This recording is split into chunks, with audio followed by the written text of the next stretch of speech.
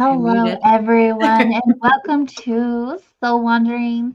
I forget it automatically does it for you now, so I don't need to unmute it. Right. Hi, hi, hello. How is everyone doing? I'm AJ, I'm Natalie. and we have this fun little place that we get to hang out and wander with you. Wandering Wednesdays. If you are new to the show, visit soulwanderings.com. You can learn more about Natalie and myself and the things that we do, and not just at night on Wednesdays, but during the day too. We help humans in all these beautiful ways at Vibes, Mind, Body, Spirit, and you can learn more about that place at Vibes Now, VIBEZNOW.com.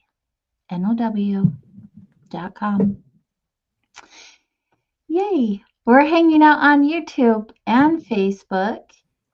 And if you haven't already liked and subscribed, please do so. We are rebuilding our show after almost 9 years of doing the show consistently. So every little support helps. Just like now, we're getting these people hopping into the chat room. Thank you. Hello, Wanderers. So last week we talked about childhood trauma and made a decision this week we would be talking about reparenting, and next week we'll be talking about generational healing. And so, yeah, a little bit of a heavier topic series, however, necessary. Absolutely necessary. And I live for this stuff. Let's go in deep. Let's talk about the things that are or can feel challenging and hard, because that's where the healing occurs. The deep, good stuff, the good healing, the freedom healing when you get on the other side of things. Yeah. Having the hard conversations. I had quite a few people actually reach out to me after our show last week, and they were really grateful for the topic and just the way that we each have our own input on things. And I'm really grateful for that. I really think that it's amazing that people are listening and they have a takeaway from it, and we're able to assist in those ways. So thank you for reaching out and sharing with us, listeners. So appreciate that. So reparenting, what does that even mean? What does that mean to you, Natalie? Oh, so you just take the language, and parenting, and couple that with my experience of how many times there'll be someone that said, my parent messed it up in this way or that way. So I'm going to look at it this one way, but we're going to talk about it in lots of different ways, what reparenting is. But so a lot of times I did it in myself when I was young. You know, my story was, oh my goodness, my parents did a really not great job in this way and that way and the other way. And then to reparent, whether it's reparent yourself or to parent differently than the way your parents did, is inherently a challenge because we're woven with the fabric of what we grew up with. And so when we're talking about deep work and unpicking and going into a lot of different things, it's really exposing a lot of what we went through as a kid and looking at it in a different way and attempting to do. So I want to bring up one aspect, that's attempting to live your life in a way that's very different than what your parents did. Because I Mhm. find a lot of times we just get stuck in this fact that said, my parents didn't do it right. And so I'm stuck with the way that my parents made me. Mhm. But I don't, they need to figure out how to fix themselves, but I don't necessarily need to do that. Or not really stepping into the challenge of, you wanted your parents to go do therapy or counseling or see themselves differently. And the challenge is to be able to do that yourself with the insight of what your parents maybe just didn't do, Yeah. because people. Right. And it's not like when you become a parent, you know exactly what to do, first of all. And second of all, you're conditioned by your parents. And if you Hmm. haven't done this type of work, then you're just passing it on. That's where the Yeah. generational stuff comes in that we'll be talking about next week. And Yes. so it's just is like this never ending cycle, but then you add to it and add to it every generation. It just becomes bigger and bigger. Yeah. So, what do you feel about this reparenting topic? Well, it definitely is one of the most important healing processes that you can go through. I do believe that it does require a lot of time and consistent effort and becoming your own um cheerleader in a way, activating becoming your own healthy parent. To help you learn how to meet your physical needs, your emotional needs, your psychological needs that may have been unmet as a child. And, it doesn't mean like when we have our parents that they're doing a horrible job. That's not what we're saying. Some parents just, I mean, everybody has belief systems and conditioning, and that gets passed on, right? So it's not all trauma necessarily, but it can become trauma. And so it means learning healthier coping strategies and unlearning dysfunctional roles. And also, I feel like boundaries are really important. So, creating boundaries and learning how to move um, out of those dysfunctional or not healthy situations into a healthier, fulfilling life based on what you need for you, not what your parents needed for you or thought you needed, but what you needed for you. So it really means like realizing um, that you have a critical parent inside of you, and you also have um, like you have this parent inside of you that you can nurture and bring forward, and connect with your inner child when you need. So the best way to explain it in that regards is like you're going to give yourself what you needed when you were like 5, 6, 7, 8-year-old little you, because we all have different needs and we all have um, different experiences in life that manifest based on what we did or didn't receive as a child. And so, and especially for those who just didn't have a healthy role model in life. It's not always just a parent. I mean, just a healthy role model.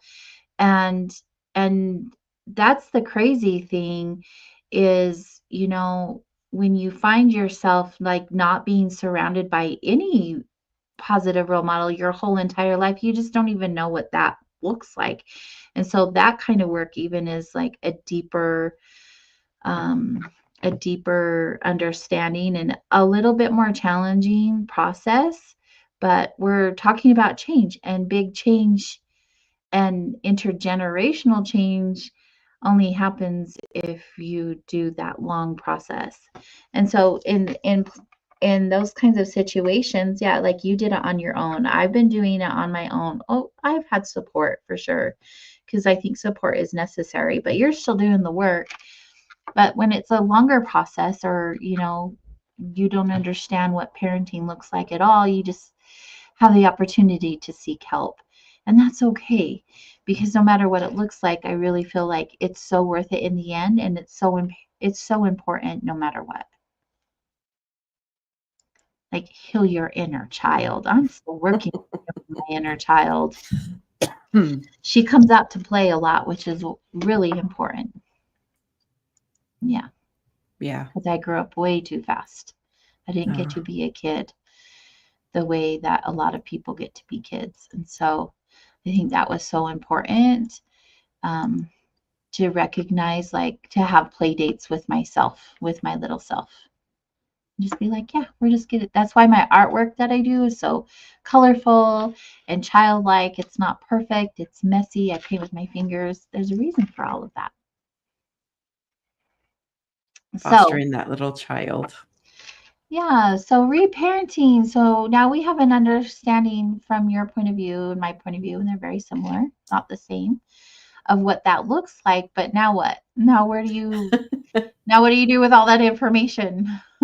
So I want to add a little bit, pull back on something that you said and add a little bit from some of the things that I say frequently and the things that I've discovered with clients really has an impact. And one of those things is there's only one person that knows the inside nature of an individual, and that's that individual.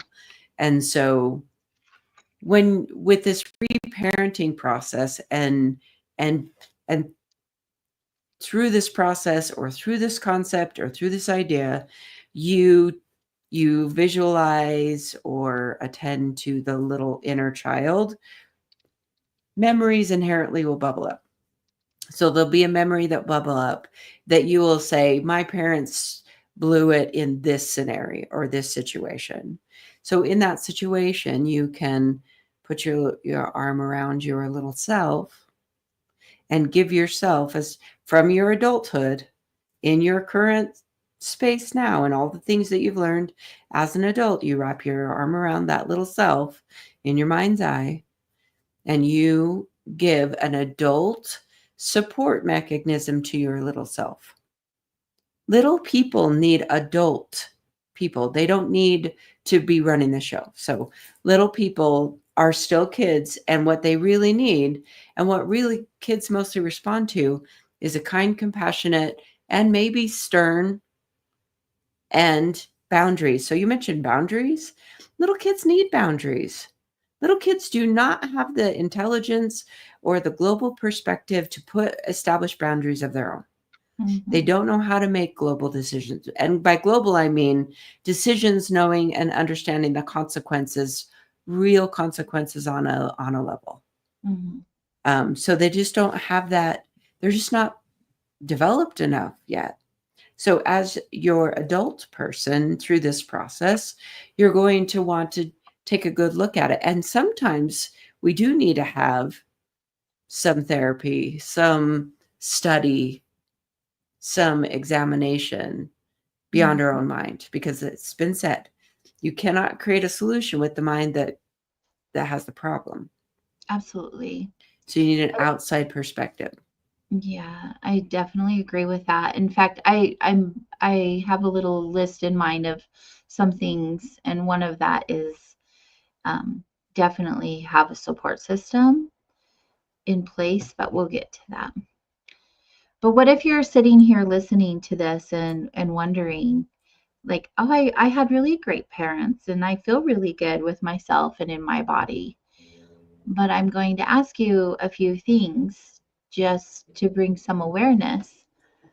Do you have trouble communicating? Like not knowing how to communicate or having communication skills? A lot of people, a lot of people are like that because they didn't have those communication examples or opportunities when they were young. And what if you have friendships that mimic relationships with unhealthy adults? So, what if your relationship with your parent, you guys, they were your parents, but you weren't like really close. They were there, they provided for you, but they didn't really have a healthy relationship with you per se. And then you grow up and then you're having these relationships as an adult that are you're not connected. They're not healthy. I remember there was a saying a long time ago, the abandoned little girl, um, like the abandoned little girl, it's a thing, I guess. Becomes the adult that attracts emotionally unavailable people.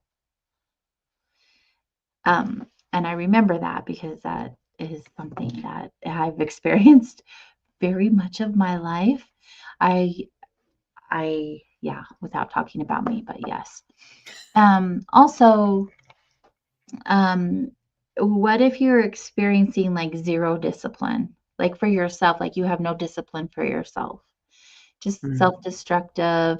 making decisions without thinking about the consequences, stuff like that. Or another example would be like poor self-esteem. Like, how do you talk to yourself? Or there's another one that I feel like I'm kind of calling myself out, but and the list is I coming think from my all of it. brain, so it obviously is close to home. But not recognizing your own talents, or just even downplaying like your hobbies, like things that you're like, ah, it's not a big deal, but they're actually like your birthright, like your gifts and abilities. So if you're sitting here wondering, I wonder if I need reparenting, do any of those resonate? And also, do you want to add on to that list? So there are the things that I would think about is one of the things while you were talking, I was thinking we have some language around that's a current language that's like, I don't want to adult today. Mm-hmm. So I think that in some ways we could take that and bring this in, that adulting, into the conversation. So are you wanting to adult? Are you wanting to be responsible in your life? Are you bringing that to bear on the inside of you? Do you have the part of you that will be the more mature one? And then this happened with a client actually today, where I said, where's the part of you that actually, because she was talking about worrying about money. And I said, where's the part of you that just stops the worry bug from worrying? It's things like that. That there's an aspect that we can develop within ourselves. That's the more adult one, the little bit more responsible one, the wise one inside of us that just tells the other part of us that's like, look, that's not actually going to be really smart if you do that. Yeah. I know you want to just go, I can do whatever I want because I run my own life. I can do whatever I want. And so there's the part of you that said, and when you do whatever you want, there's still consequences because it's just the way things go when you're adulting.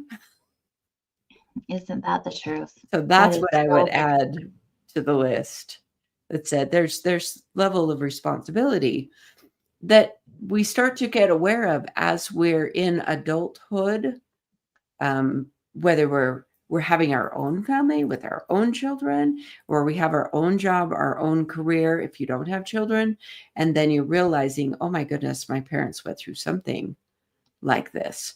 Or maybe we don't even have that awareness, but we can come to the awareness that said, oh, maybe that's why my parents weren't able Mhm. to ... because they were feeling just as consumed on time as I currently feel in my, oh, what? And it can make a mind opening sort of thing.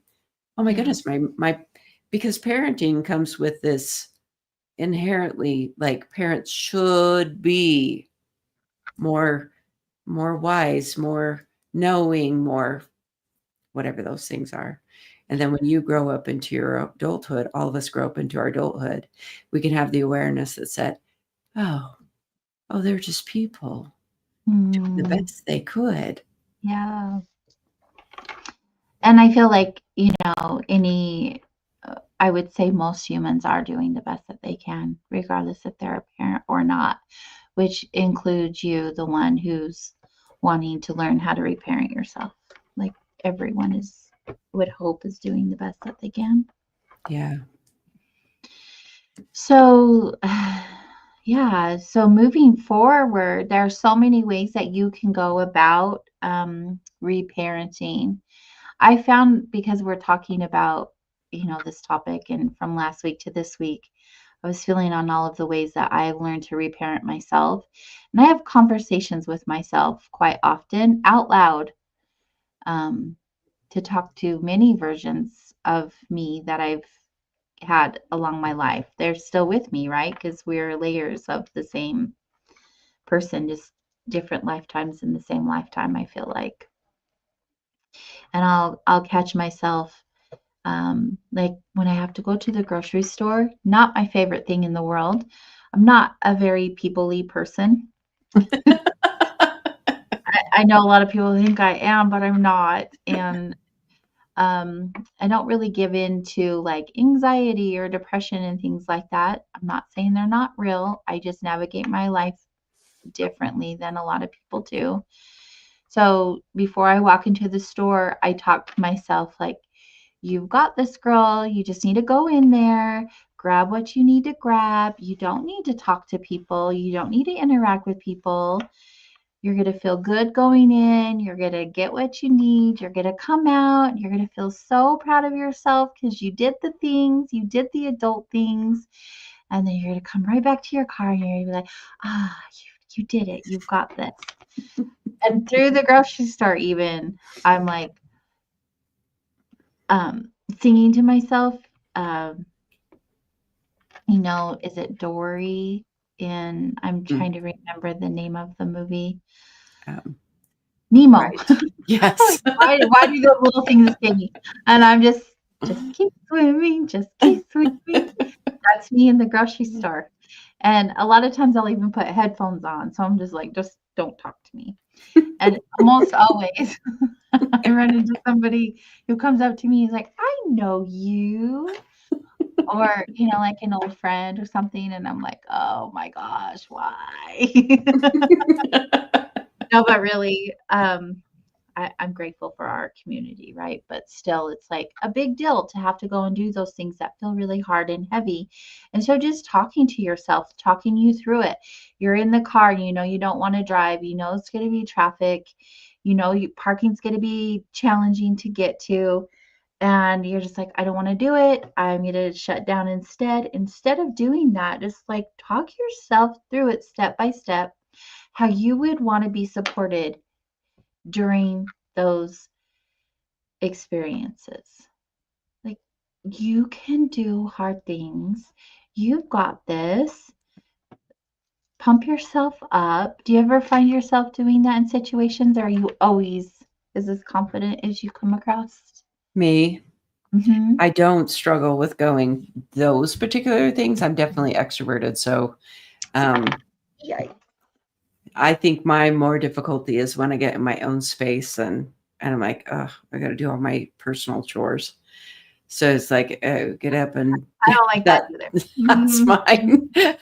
That's what I can just recall right off the top of my head is like, okay, I've got to do those things. And so so I'll take that into this reparenting topic. So my mom stayed home all the time I was growing up, and at home, my mom did not work at a job outside the home.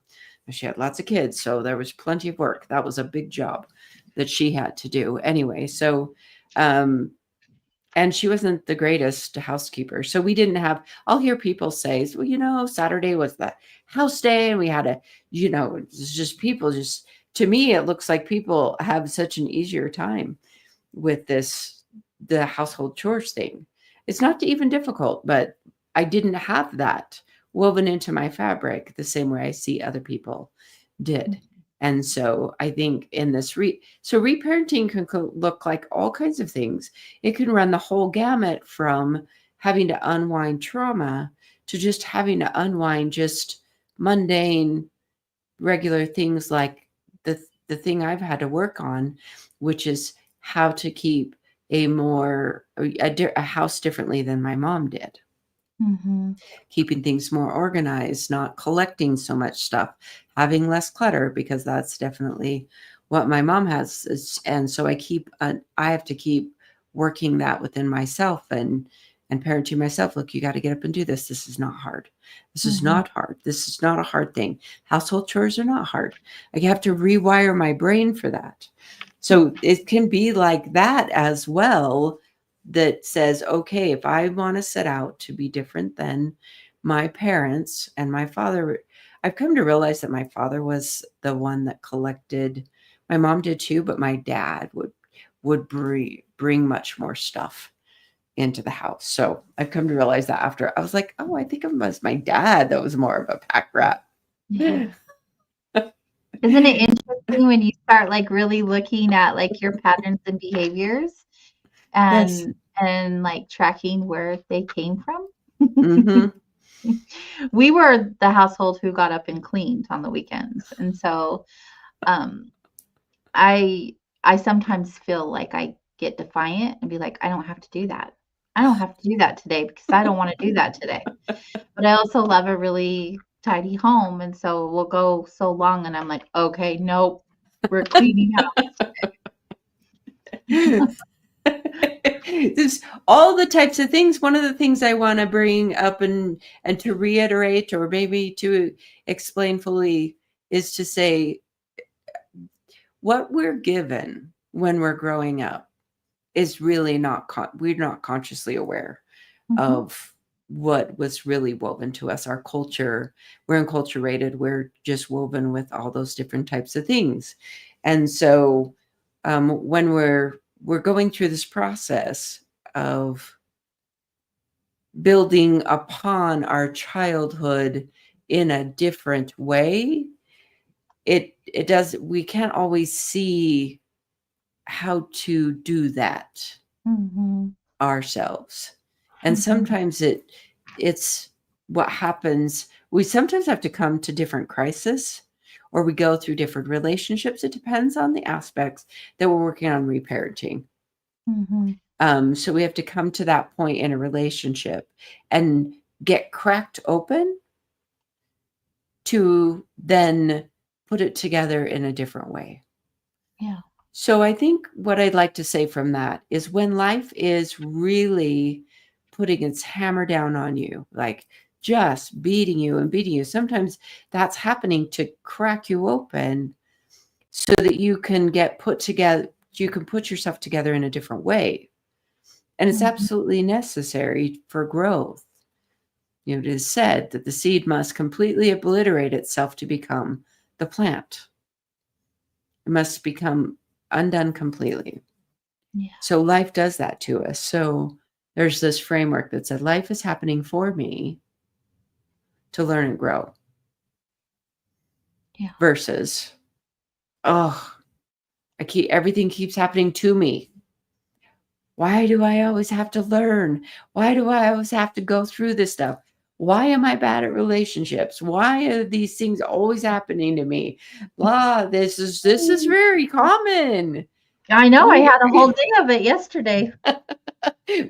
we're very, very human. And so you can't know what you don't know. And there are many times where you don't know the questions even to ask how to get beyond the framework that you're currently living in. Yeah. Yeah, you don't. Or then sometimes, so I want to go back to the question. There was I want to say something to the question that was in the YouTube chat that was about reparenting her nephew, because I know that situation. And just saying, sometimes you come along and this question here, am I reparenting my nephew? And in her particular situation, yes.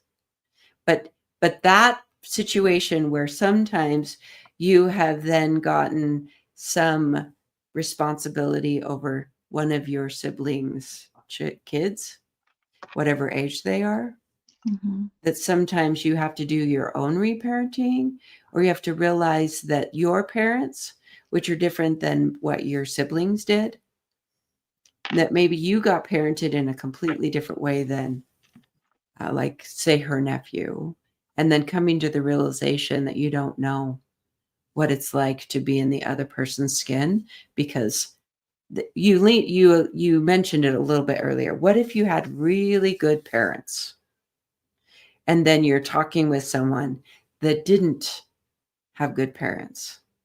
There's not as much connection in that because a person from good parents cannot understand what it's like to not have a stable foundation. Mhm. Just can't. And also just a side note to all of this, reparenting also does not mean that you're reparenting yourself because of something that your parent or an adult role model did or how they showed up. It could be a complete stranger and some trauma that you're having to work from as a repercussion of their bad behavior, Mm-hmm. right? And so Yeah. Just like in those situations when I think about that, like any kind of trauma, just really reminding yourself, your little self, that you're not broken and that there's no reason to carry shame or guilt or their caca, right? Right. The reason I bring this up is because, especially in the last few days, or yeah, since Saturday, I've had clients, and that's been a really big thing that has come up is the amount of negative emotions that they're carrying around that weren't theirs to carry. Mm. They were the persons who gave them that experience that they felt. The person who did the harm felt and then left that on them to carry. Because right when we go through trauma, it's not our fault that we end up being in the situation where these things happen to us. And so I just also want to put that out there, like you can reparent yourself if you're healing through any kind of trauma as well. Mm-hmm. And there's lots of ways to do that. I'm just going to say reparenting is a phrase, but any grown up in your life who has caused some kind of residual energy that has lingered with you throughout your lifetime into adulthood. Yes, definitely. So I want to add something that I didn't really think about it this way, but I've had in my grief group several people whose parents have died. So when we get to a certain age, it doesn't really matter what age, but sometimes parents can die young, but our parents will often die before us. And so there'll be people that'll come through my grief group who have lost one parent or two parents. And so if we've lost one of our parents, that leaves us sort of half orphaned. And then if both parents died, there are adult orphans, and this is language that's used because whenever our parents die, the parents are no longer in our physical form. They'll go to the realm of the ancestors. To call on them is a much different process than picking up the phone or texting a parent that's actually there. Mhm, So I talked about this in my Tuesday group this week when I said parents are generally on your board of directors. So the people that you want to call up and talk through an adult decision with, a decision in life. Hey, Dad, what would I do in this situation or that situation is common for a lot of adults or reaching, Mom, what do I do in this to help my kids? Or what's that recipe that you did? Or what did you do in this situation? That's what parents are for. So when they're no longer there and available like that, that's another form of this. Then you're left to be in complete charge. And sometimes you're then that elder line, that the most mature people within the family unit, if the parents are gone. So that's another aspect of this, that you're then that the most adult person and supposed to be the wisest. And then if you find yourself not feeling the wisest at all, mhm, then that's the internal fostering of it. Goes to a little bit of that reassuring yourself, like you were talking about when you go to the store, reassuring to yourself, saying, okay, I'm just gonna I think maybe I can just channel my dad or channel my mom, or I can go through this grief and miss them so much, and I can do it anyway without them. But it's always tinged with this wave of grief. Now there's grief that's woven in a lot of what we're talking about today, mhm, because if there's a trauma involved, you can be grieving that it's no longer the way that it was before the trauma. You mhm, can be grieving the parents that you wanted mhm, and the childhood that you sort of wish that you had. Be careful, because there's a lot of fantasy out there where a lot of times it looks like so many people have a fantastic childhood, and it is not always like that. mhm. out Yeah. there. We can fantasize about the way that we think everybody else has it. I'm the only one that had it bad. Everybody else seems to have it so much better than me. Yeah. We never know what's going on in other people's worlds. Oh no. Hmm. So, yeah, I just, and just observing people and their behaviors, like when people talk a lot or overshare, it, it, I really have an understanding now, like that usually means that like no one really listened to them or validated them when they were growing up, Mm, or even in relationships, right? Or what about those people who are saying, and this isn't a judgment, this is just an observation, um, they apologize over everything, just like for standing there mm, and you walk by, oh, I'm sorry. Oh, I'm sorry. There's a lot of I'm sorry. So they're always feeling like they're walking on eggshells, or they're a bother, or they're about to get blamed for something that they didn't do. You think about stuff like that. Like we are all carrying around um, these triggers, this trauma that we learned over time by the people that we've been around, and all of that can be healed within us, which is mhm, really amazing. So I want to talk about that because we're talking about like all the ways that reparenting by definition means and what it can look like, but it's like how do you heal that? And earlier I brought up a support system, and you just did as well, just calling your parents, but that's not always a thing. But having a support system that you choose, like it doesn't have to be your parents because you're doing this reparenting work, and sometimes that is not going to be the healthiest thing for you to do, because some parents don't ever grow up and some parents don't ever heal, and so that's not a good idea. But like gathering your family that you create, your support system that you create, is really really important when you start on a journey of reparenting or inner child work of any kind. Like no one, I don't recommend doing it alone. I did mine alone because I'm defiant and I'll do it myself, which was part of the conditioning that I had, right? Like figure it out on your own. You've got this. And it's not healthy. So create a support system that is able to hold space for you or be there for a phone call or whatever that looks like.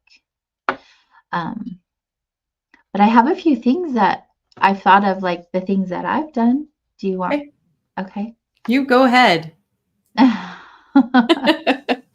So I think it's really important in the beginning, before you even start any kind of this work, is to really get clear and learn about what you feel you missed out on as a child and how it has affected you. So your childhood can affect so many things, like your self-image and just your perception of the world in general. And I'm not a big journaler, but just bullet points, even just an acknowledgement, and so you remember, like this is what I feel like I missed out, or you know this situation made me believe this about myself or the world, and really get clear on it. um, some people would consider that inner child work or shadow work, but just I think that it's really important to just get clear on what you're experiencing or what you didn't get to experience. And you get to deconstruct everything you once thought to be true at that point, because you have this list and then you can rewrite the script. Um, and then I think another thing after you get really clear is connecting to your inner child. So that's where the inner child work really comes in. And I really feel like when I connected to my little child, like playing was really important. Playing is healing. So whatever that looks like for you, kitchen dance parties are my inner child, like doing whatever the hell I want. We talk about that, but what did you do as a child that really brought you joy? Or what were things as a child that you wished you would have had, that you would have thought at the time brought you joy? Um, but really truly like meditate and connect with your inner child, connect with your little 6, 7, 8, 9-year-old self, and ask, what is it that you feel like you needed at that time? And then give your little self, I always say little self, the reinsurance that you never received. So even if it was just like you had an experience at school and you came home one day and you were so excited to share it and they were like, shh, not right now. We'll talk about it, like, shh, not right now. But you never got the opportunity to talk about it and you still remember that moment where you were shushed, share that. Share that experience that brought you joy or was really exciting for you to come home and talk about and share it with someone. Share that memory with someone and have them receive your experience and sharing that experience with you. And for me, one of the biggest things was, um, first of all, when I say this stuff, it's not easy. I'm saying it and just do this and just do that, but it's not easy. I'm not even going to sugarcoat it. It's still a journey that I'm on, and it's not easy. But learning how to forgive yourself for not knowing what you know now.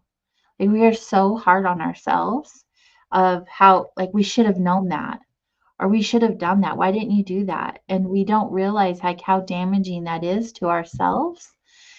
Um, because some of us like there were things that I learned in my adulthood that I probably ought to have learned when I was younger and didn't. And I had caught myself many times going, wow, I should have known that. Duh.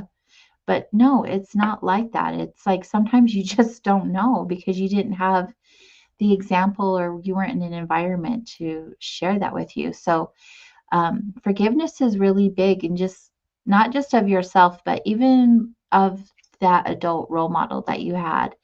Like they knew what they knew in that moment, and that's all that they had to offer you. And and that was everything that they had. And it may not have met your expectations now as an adult, but just look at the situation. Letting go of like guilt and shame. It's a lot of my clients that come to me for trauma healing, they carry so much guilt and shame, so much guilt and shame that they're holding inside of them. And when they talk about forgiveness, it's really, really like letting go is not easy, but it's possible and it's so worth it.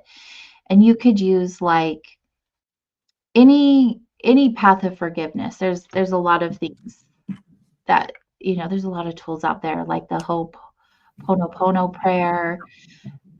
There's all kinds of different ways that you can learn how to forgive yourself and others. And it's just finding out what resonates with you.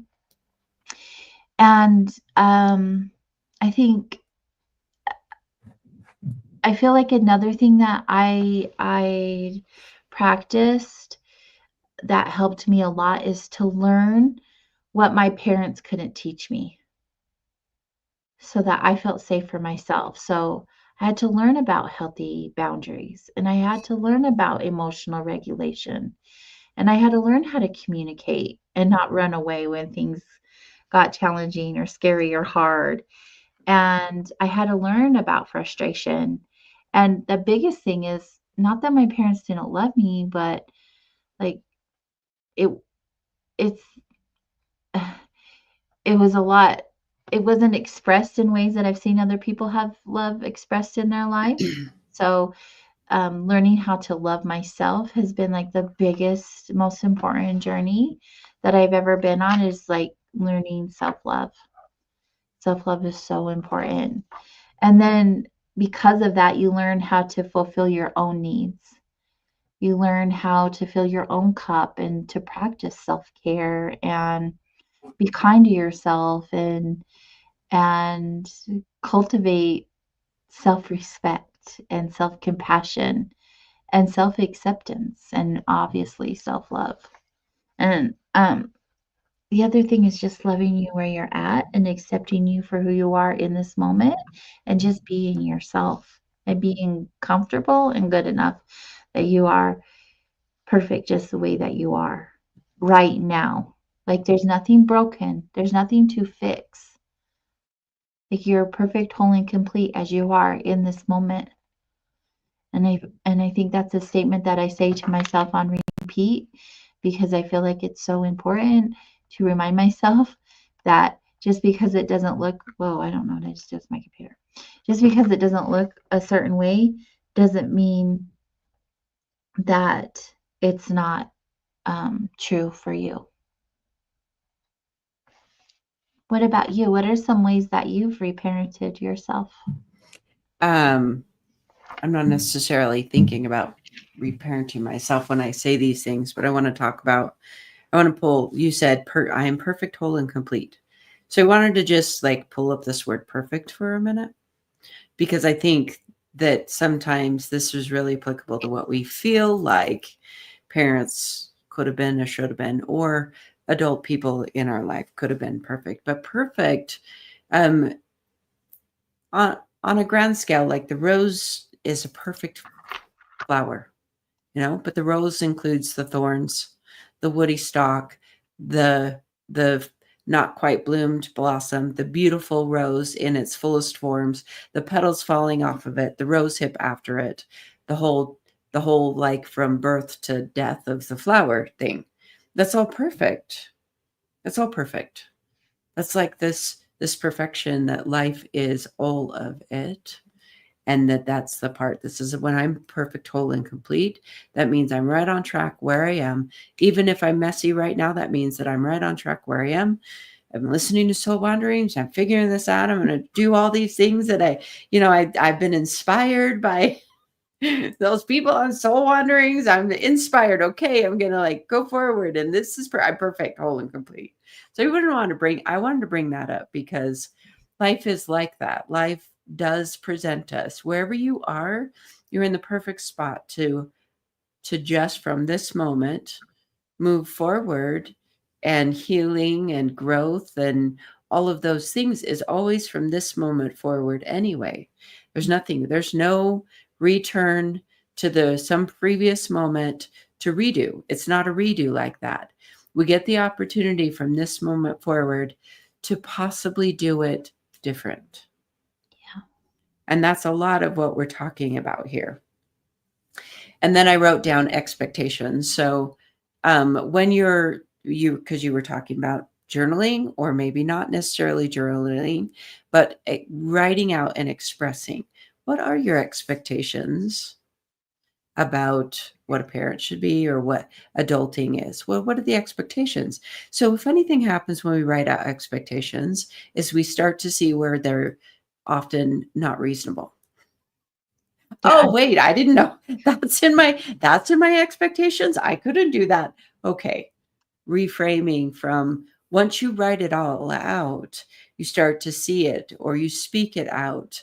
Once you've expressed it, here's my expectation, blah, blah, blah, blah. Then there's the opportunity to say, one, just be relieved that it's outside of you and has been spoken or written. And that's often exactly what's needed. Or you start to see how expectations don't necessarily fit into the real life scenario, because real life doesn't go according to expectations. It just doesn't do that. So going through that process and examining your expectations is a helpful thing to do. And then guilt is often put on. I heard this just yesterday. Someone said it was a conversation with her mom, that her mom said, I heard someone was talking, saying that they had made their kids feel guilty. And so this mom asked her two daughters, do I ever make you feel guilty? The one daughter said to her sister, why don't you take that one? So guilt is this emotion or experience that we have that often doesn't really have any grounds, but can be an emotion that we experience. And we'll say, oh, my mom made me feel guilty. But mom didn't even do anything that she thought would be imposing a guilt upon her kid, but it ended up being that way. So that was kind of what was coming up out of this conversation. So one, to understand guilt is to put guilt in a framework of, well, was there something really, really, really wrong? Like, did you do harm to someone or that kind of a thing? And just pulling back on the guilt trip and saying, whoa, why is that even necessary? I did the best that I could, or parents did. So I wanted to bring that up because that can be a reparenting thing of saying, oftentimes when we were little, parents being frazzled, having to work, having to do tending the house and they often would not have time to pause and be really with us to say, what did you learn from that experience? Instead of saying, why did you do that? That's awful. Now I have to blah, blah, blah. Those are those things that start to build a framework of guilt. Yeah, and it's interesting that you bring all of that up because, I was a single mom for the longest time and worked 2 or 3 jobs. And now that I'm older and watching my son be a parent and watch him juggle life and family and have that balance, I have become really reflective on how I handled situations and where I could have improved and have done better because I know more now than I knew then. Yeah. So that's also been really helpful because there are things that I was conditioned to believe that I also shared with him how things had to look and be a certain way in certain situations. And now I have this realization and recognition that, oh, wow, yeah, so let's clean that up, you know? Let's do things a lot differently. And I've even expressed, like, I've even, I know I did the best that I could in any given moment, and that's why I really truly believe we all do, but, I've even had conversations with my son saying, "I know I have nothing to be sorry for because I knew I was doing what I knew in that moment, but reflecting and looking back, I know I could have done better." And I recognize that, and I just want to acknowledge that. There's nothing really to apologize for, but I just want you to know that I would have handled it differently. And if you were to come to me and talk to me about this, this is what I would say to you about it now.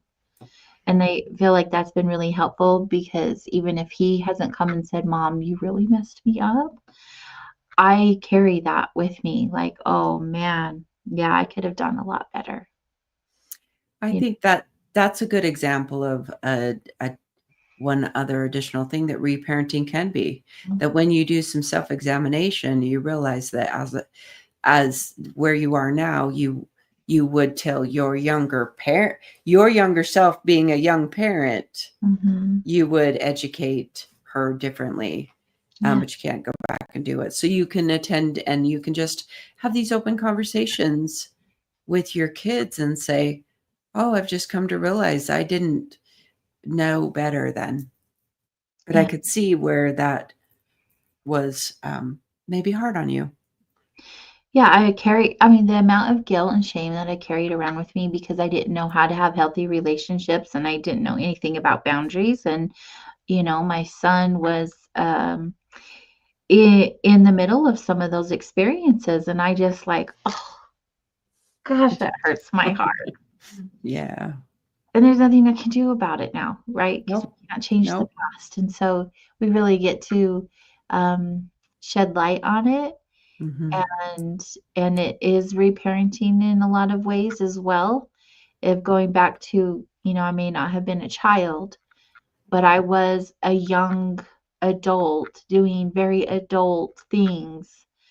Um, just even having him at the age that I did, like, things happen. And so the reason why I want to be so authentic in sharing this is because, in the way that I can show up for people is being authentic with who I am and my journey story, because there are people who've had similar experiences to me. Hmm. And I've had so many people like, how have you gone through what you've gone through? And here you are doing what you do.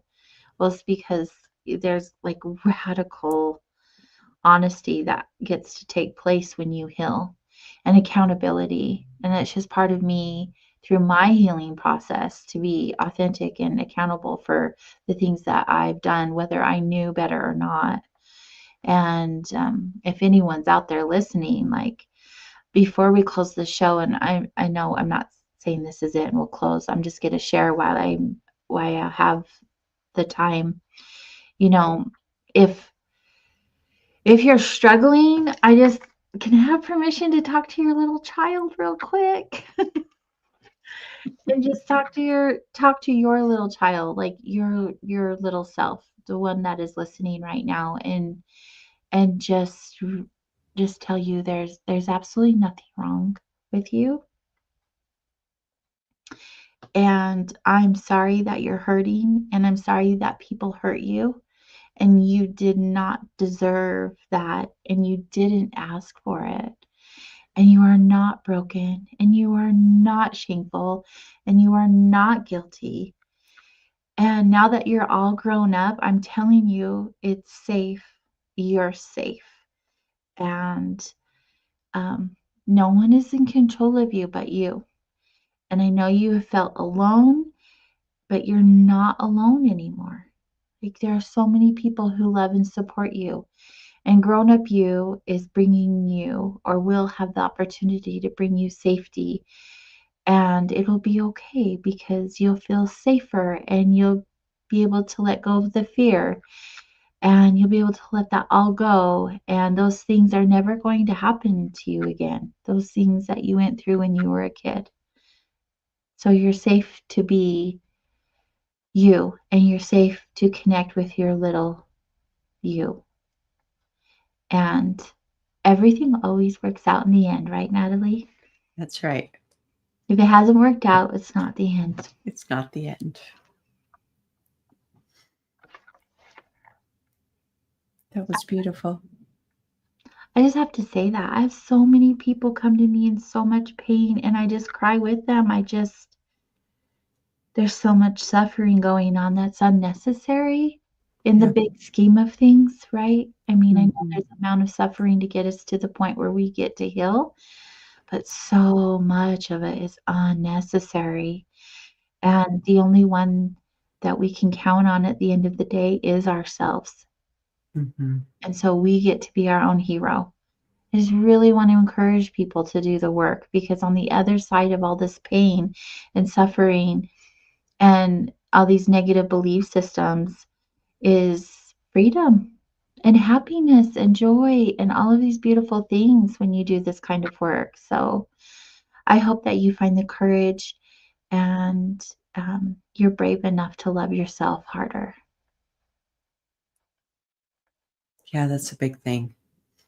And And this is not something, don't be dismayed when you're having to do layers and layers and layers and layers of this, that please be diligent. That's not the word that I want to use. patient. Don't stop loving your little self if your little self ends up being a little needy of Mhm. your love over a longer period of time. Like, no, no, no, you keep loving that little person, because that little person needs that for a little while to replace what wasn't there before. Yes, And don't give up on your little self. You want to just keep, and little people can just, there's layers of that going on. So it might need to be that you might take it over a period of 6 months and really do some self-love and inner child work for over a longer period of time.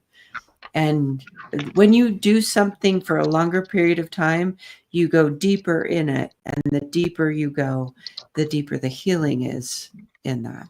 And it's really worth it, because once you've done it enough, that you don't have to do that stuff anymore. And your inner child has done a lot of healing, ends up being healed, and really changes your current life through this work. It's yes, worth it. it's so worth it. And until you do it, you have no idea. Yeah, until you know. You don't know, right? Yeah. What they say. That's what they say. Do you have anything else you want to share before we close out? No, by most. This one other word that I wrote down, I think that's a good one for next week's topic. What word is that? So I wrote down culture because Next week is there's generational healing. right. So I feel like that's going to be like pulling out the culture Mm, that we were given, and having some awareness of that as we go generationally. If we review, so sometimes we don't always know. We don't always know what our parents and our grandparents and our great grandparents, because we don't always know the secrets, mhm. the underlying stuff there. So this is kind of bringing that word culture, which is a broader perspective, a deeper, whether we're conscious about it, we're consciously culture making. That's an aspect of raising our own kids or re-raising ourselves with consciously creating a culture that we would prefer to have. Beautiful. Yeah. So good.